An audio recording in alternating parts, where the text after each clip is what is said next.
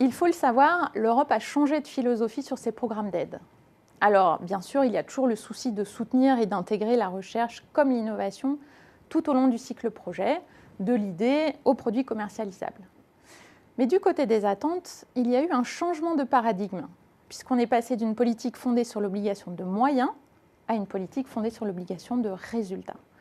Je pense là au programme Horizon 2020, dont l'objectif est de financer en particulier les projets collaboratifs de recherche et d'innovation, c'est-à-dire les projets qui impliquent à la fois des acteurs privés, par exemple des grands groupes, des ETI, des PME, et des acteurs publics, comme les laboratoires académiques, les universités, et ceux de plusieurs pays.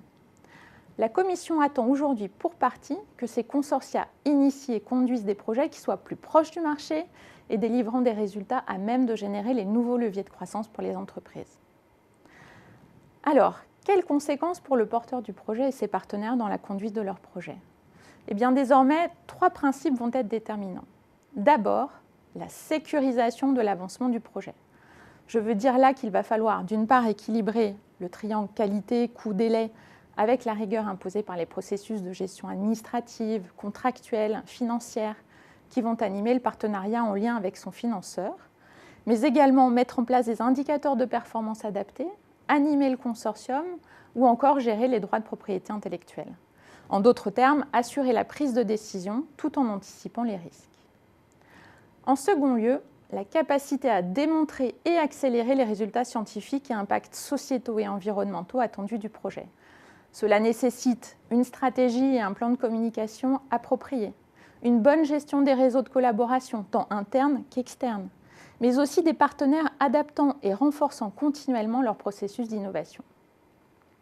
Enfin, la faculté à anticiper, se projeter, et ce afin d'accéder rapidement au marché. Le consortium devra alors considérer les activités suivantes. Une veille technologique régulière, notamment brevets, publications, projets, permettant de détecter de nouvelles opportunités ou encore de nouvelles possibilités de développement. Une analyse de la stratégie des acteurs concurrents, mais aussi des tendances et évolutions du ou des marchés. Et enfin, l'élaboration de stratégies d'exploitation claires par résultat attendu, notamment via l'établissement de business case, business model ou encore plan de financement. Si l'on prend du recul sur ces 3 piliers, on voit bien que les porteurs de projets et leurs partenaires voient leurs responsabilités renforcées. D'ailleurs, dans le cadre du programme Horizon 2020, le risque de sanctions financières porte avant tout sur la non-mise en œuvre du programme de travail. Les voilà donc avertis, d'autant plus qu'il n'y a que peu de chances que la Commission européenne fasse marche arrière, car derrière ce changement de paradigme, ce n'est ni plus ni moins que l'enjeu de compétitivité de l'Europe dont il est question.